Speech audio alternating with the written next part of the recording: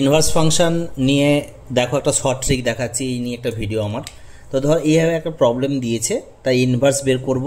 তাহলে F inverse x কী হবে দেখো আমি বলে দিচ্ছি। ইনভার্স হচ্ছে 8x মাইনাস 10 মাইনাস 2x আর 3। ব্যাস কীভাবে করলাম তোমাদের কোশ্চেন আসতে পারে, দেখবে এটাই হবে, কিন্তু এমনি করতে গেলে জানো কীভাবে করতে হয়, তোমরা একটু সময় লাগে। আচ্ছা, তাহলে ট্রিকটা কি দেখো, সেই ট্রিকটাই আসল তোমাদের শেখানো, তার যার উদ্দেশ্য নিয়ে এই ভিডিওটা করা। তোমরা শিখবে, নিজেরাও করতে পারবে। এই প্যাটার্ন ধরো একটা standard form, A B C D এগুলো কনস্ট্যান্ট এই আছে। এর যদি আমি ইনভার্স বের করি, এই সেই মনে আছে তোমাদের ওই যখন ওই ইনভার্স ম্যাট্রিক্স বের করেছিল একটা শর্ট ট্রিক, যদি ভুলে যাও তাহলে আমি একটা ভিডিও নিয়ে আসবো ইনভার্স ফাংশনের ইনভার্স ম্যাট্রিক্স বের করার যে শর্ট ট্রিক, সেটার মতোই কনসেপ্ট।